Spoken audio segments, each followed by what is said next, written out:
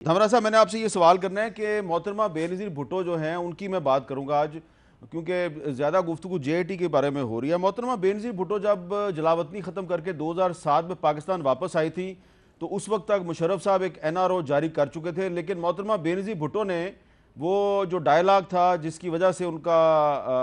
NRO की वजह से डायलाग शुरू हुआ था, उसके बारे में क्या कहा था, मैं आज आपको और तमाम पीपल्स पार्टी की क़यादत को वो याद करवाना चाहता हूँ कि बेनज़ीर भुट्टो साहबा ने मुशर्रफ के साथ जो डायलॉग था उसके बारे में क्या कहा। I can't see how I can team up with somebody who raises hopes and dashes them, who makes commitments and moves the goalpost.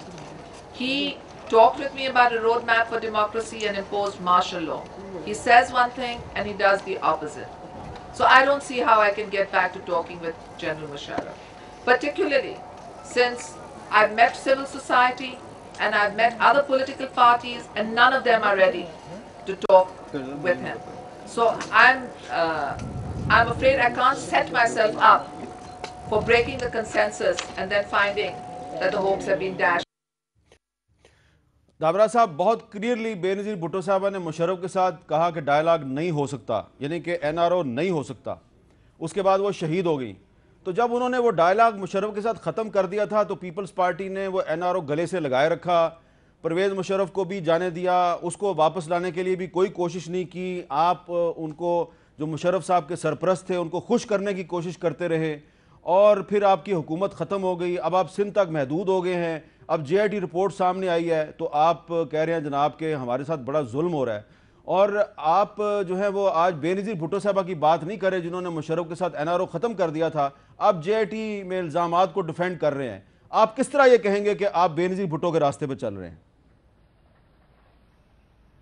देखें मीर साहब, पाकिस्तान पीपल्स पार्टी मजमूई तौर पर जो सियासी हालात हैं उस पर नज़र रखी हुई है और सबकी बात कर रही है। जनरल मुशर्रफ से बिल्कुल बीबी की आपने बात सुनाई, उनको हम इंडोज भी करते हैं, मगर यही जनरल मुशर्रफ इन्हीं बातचीत के हवाले से इससे वर्दी भी उतरवाई, उनको सदारत से भी निकाला, और वो जो एक आमरीत की कंडीशन थी जिससे कई जनरल मुशर्रफ जैसे ऐवान सदारत में बैठ के और एक पार्लियामेंट जो एक मुंतखब पार्लियामेंट होती थी उसको जुम्बश कलम से ख़त्म कर देते थे, ये सारी चीज़ें आइन को ठीक करने के लिए जनरल मुशर्रफ को इक़्तिदार से निकालना, फिर उसको वर्दी उतारने पर मजबूर कर दिया गया। ज़ाहिर है इस मुल्क में इस तरह की बहुत सारी सिचुएशन है जिसमें आप ये तो माने ना, आप ये मानेंगे दामरा साहब, पीछे नजर आएगा। दामरा साहब, आप ये मानेंगे कि परवेज मुशर्रफ को बेनज़ीर भुट्टो साहबा ने अपनी जिंदगी में अपना कातिल नामजद किया,